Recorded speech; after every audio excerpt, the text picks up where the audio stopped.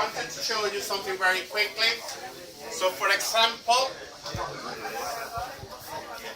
this is my operating system, and on my operating system, a web browser is happening. Let's say this is Chrome. Now, Chrome has the V8 in it. So Chrome has inside, it has the V8 engine. And that's the one running my JavaScript code that is embedded in my HTML environment. So in here I could have a HTML file that has some JavaScript in there. So that's the first activity we did. So we're running programs, we're running JavaScript code in the web browser. In the second case, we weren't using the Chrome. We were using, instead of the web browser, we were using the compiler, which is Node.js. And that guy also has the V8 engine. And now that guy is the one running not a HTML file, but a JavaScript file.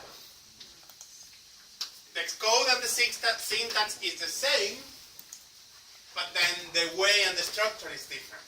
Do we understand that? Can you repeat again? Yes, absolutely. I would love to find.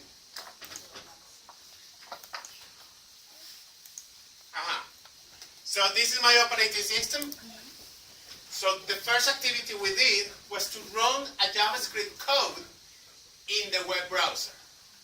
So that's my JavaScript code that, because I'm going to run it in the web browser, I need to put it in a HTML environment. So that code was between script tags inside the HTML file. That okay? Now, that is going to run in the V8 engine that is embedded in Chrome, and Chrome is running in your operating system. So that's what was happening the first time. The second time, we weren't using Chrome.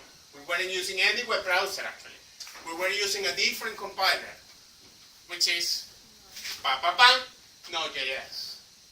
And that Node.js is embedded also with the V8 engine, which is the same. We're just changing the environment. Instead of using the web browser, which is front end, I'm using Node.js, which is back end.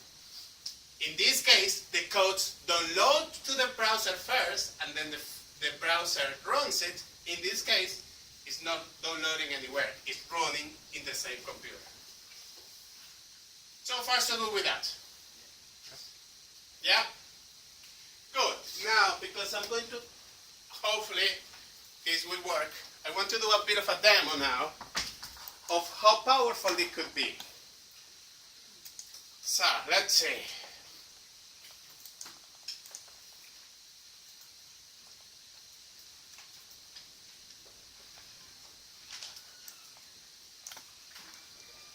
So we already did this.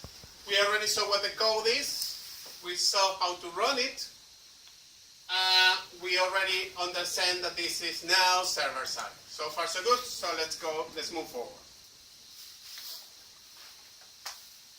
Now that we know that we can run a code without the need, JavaScript code without the need of a web browser, what I'm going to do is I'm going to convert my computer into a server that you can access from your computers. And I hope it works. I tried it and it worked, but I hope it works now. So what I'm going to do, I'm going to show you the code I'm going to run. I'm going to run it with Node.js, and I'll give you then my IP address, and you will access that code from my computer. Okay, let's see.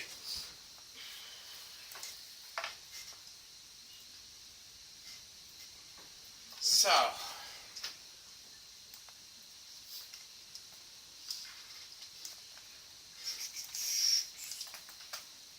it's I think it's index.js. So let's have a look at the code first.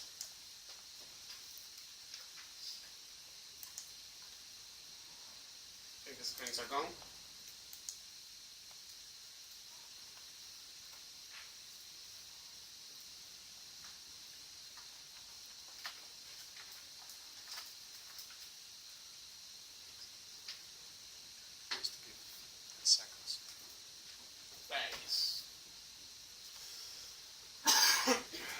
So let's have a look at this code. Now this code could be a little bit more extensive, but I don't want you to freak out about the code, because you will get this code, you will have access to it, and then you're going to have a class with Remo where he's going to go in detail with this. But remember I told you there was a different type of variable in JavaScript that it was in var at the beginning of the class? So that's one of them, const. In this case, the const is not defining whether the variable is an object or an integer or a string. It's just defining that it's a constant value. It's saying this is a value that is never going to change. It's like my final in Java. Yeah? So in this case, we're saying, okay, I have a variable called HTTP, and that variable is never going to change. So far, so good? Then, I'm initializing that variable, and I'm saying it is equals to require HTTP. Now, HTTP is a library that is built into the V8 engine. It's a library that is there already. You can use it anytime. And that's all I'm doing. I'm just doing an import there. It's just that in JavaScript, you don't say import, you say require. Does that make sense? Let's have a look at the second one. I have another constant variable that I call host name. And what value does it have? IP address. An IP address. Which IP address? My local host. So my IP address, I'm saying, the host, it's going to be me. I am going to be the same host. So I'm saying the computer that runs that JavaScript program is going to be the server. So far so good? Now I have another constant variable that is the port. And what value does it have? 80. So what protocol would that be? HTTP. Exactly. If I wanted the HTTPS, what would it be? 443.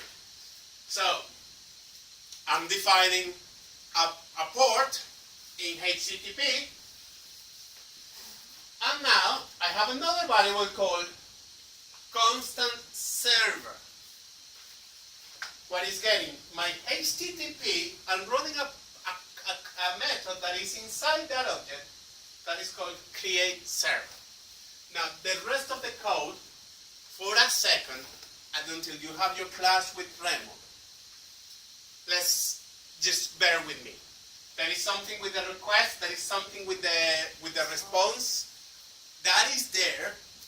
And if you don't understand that after your class with Remo, ask me anything you want. But let's go with the class with Remo first.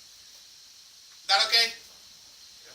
But inside, I'm saying my response is going to be 200. Do you know what 200 means in web environments? Successful, exactly.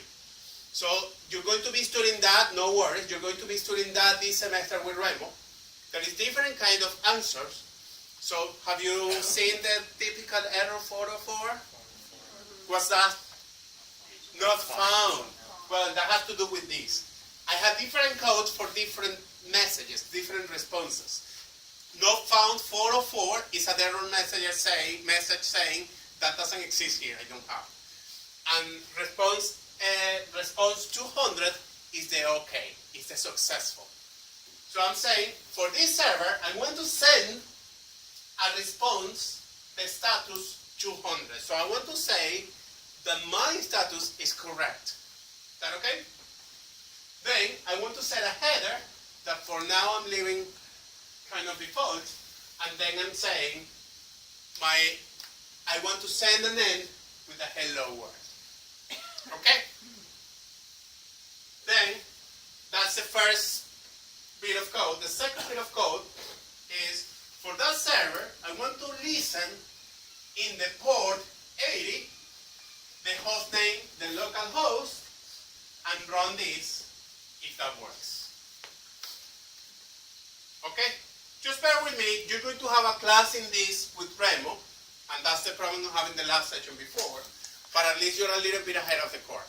So I'm going to run that in my computer, and hopefully you should be able to actually go and enter this and see this hello world.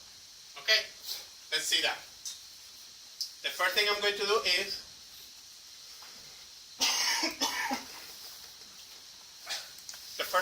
do is I'm going to run an IP config.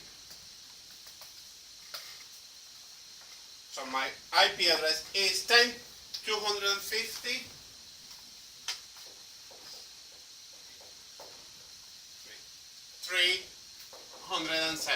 If you're connected to the Wi-Fi, you should be able to access that.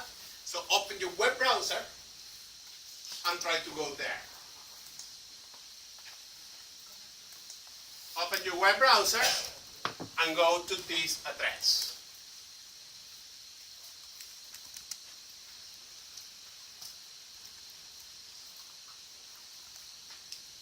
That's good. You're not getting anything. Why?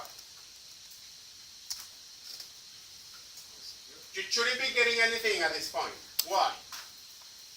It's Because I'm not running the program. So good. Yeah, if you don't run the program doesn't work. okay. So how do you run the program? How do you run the program? Press the icon. So I say node, and the program is called index.js. Now I have an answer here in my console saying server running at this address. Now you can go on your web browser and you should see the hello world in your web browser. Unless my firewall is acting up. Well, we don't have any indexing. No, No, because you should access it in my own computer. The program is running here on the server. Oh, okay. So you should be able to access it there, unless my firewall is up. Let me double check that. But how in the file you have it? I mean, you have, If my firewall is up, I mean, I don't have the index here in my computer. yeah, you don't. That's why it's running on the server side. Yeah, but when you go to the command prompt, what should I do? You go to the web browser. The same way to open a web page. We will connect to his computer.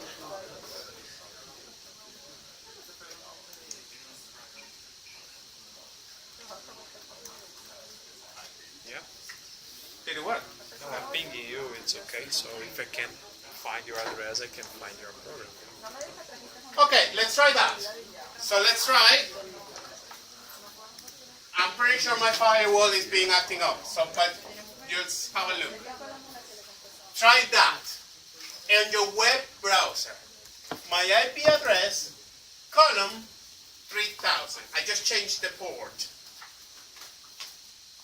So you see, I changed the port here to port 3000.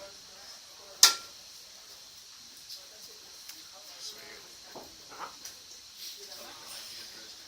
So it's definitely probably the firewall. Just the IP or the...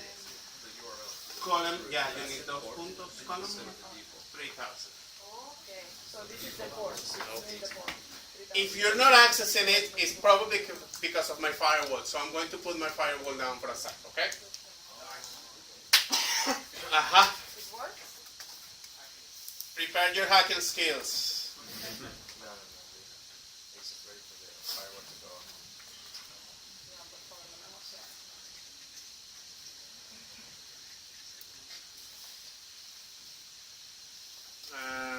How do I? That's the point. I can ping your machine. You can. Yes. So I probably have an exception for that.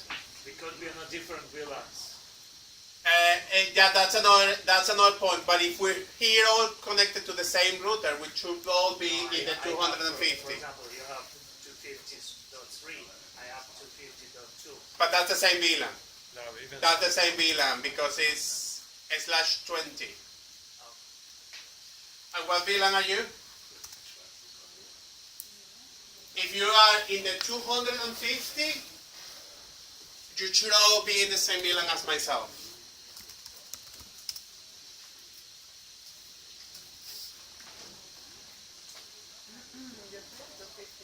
yeah, 250.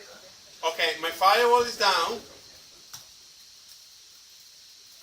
Or it should be, unless my antivirus is also...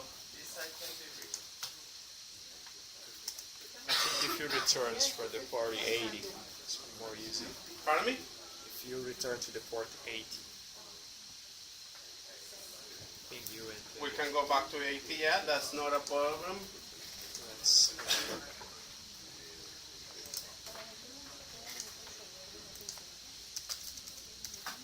Okay, try now.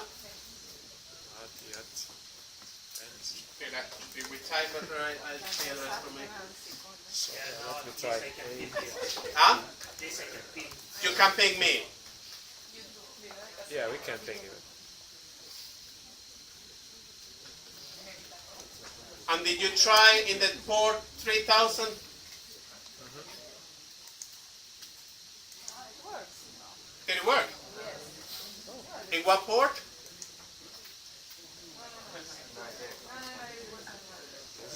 Sorry. Jesus, I did that like 1,000 times yesterday. Morph is low. CCP capital letter and then W, ¿no? Dile la CCP capital 2034 y después DV como W.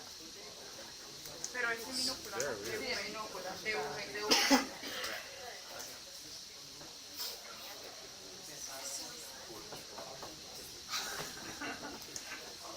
Okay, I need to figure that out. I don't know why it's not working today. It's not even working for my own computer. Ah.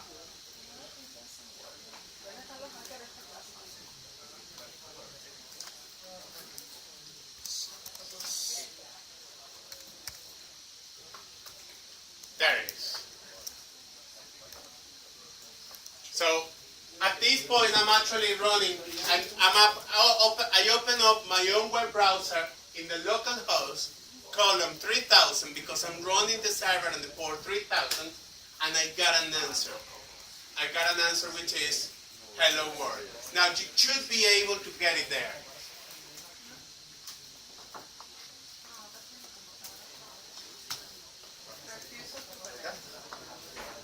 Ten to 153, 170, 3000.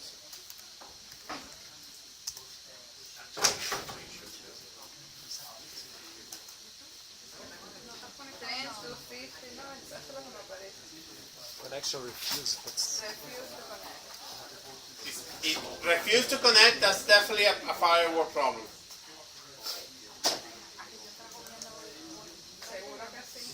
my firewall.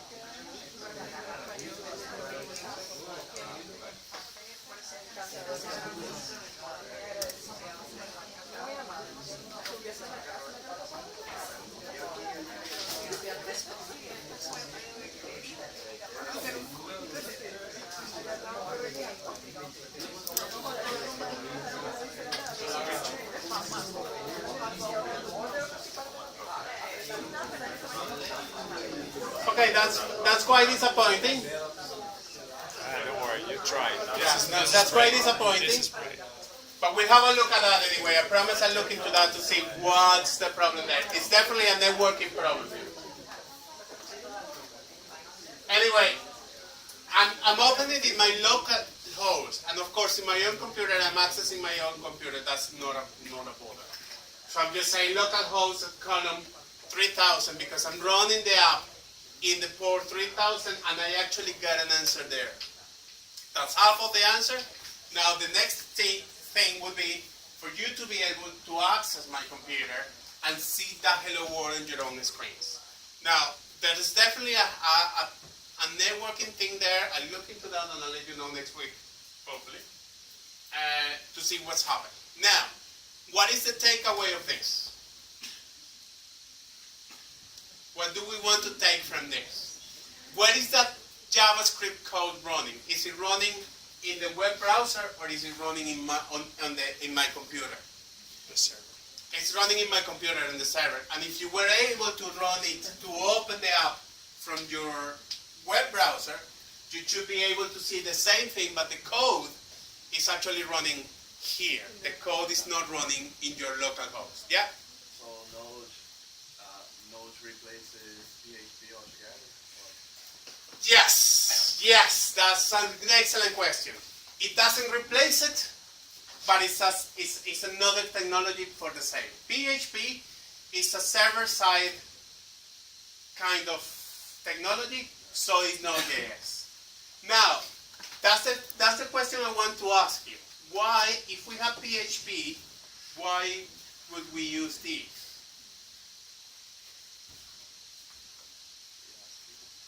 Huh? I was about to ask. That is the question. If we already have PHP, which is code that runs in the server, why do we need to complicate things with Node.js?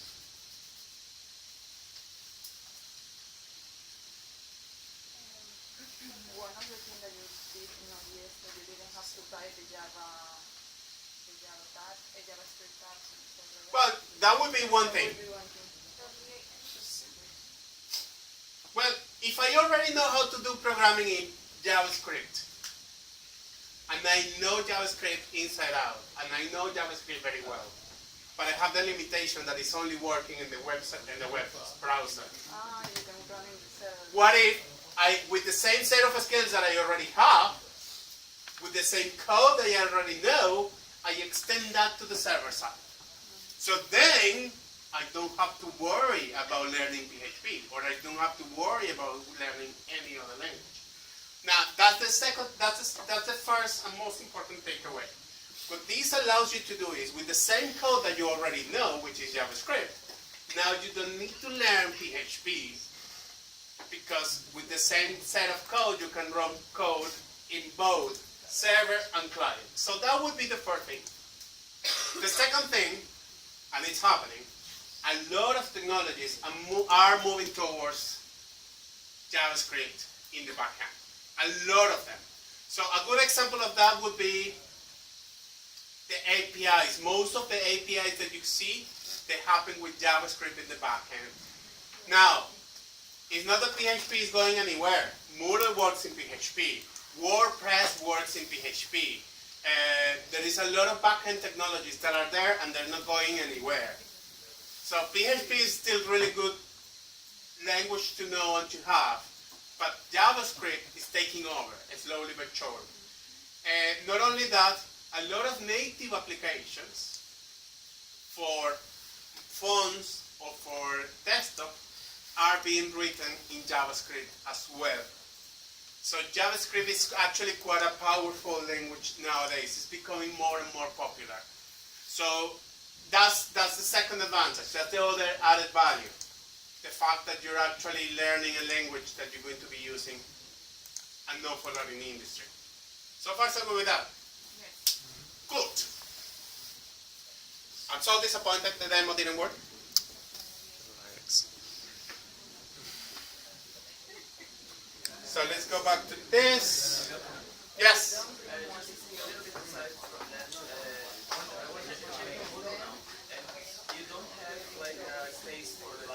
Yeah, that is. I have to double check that we can with the head of faculty if we're going to create one. If we don't, I think we will. But if we don't, apologies, what we're going to do is, because each lab session is going to be in different areas. So for example, today is IWS. Next week, I think it's going to be data structures and algorithms. So if not, I can put this in the web page in the Moodle of each module. We'll see. I'm going to try to have one Moodle page for the last session. But let's see what he says. It will be lovely. It'll be fantastic.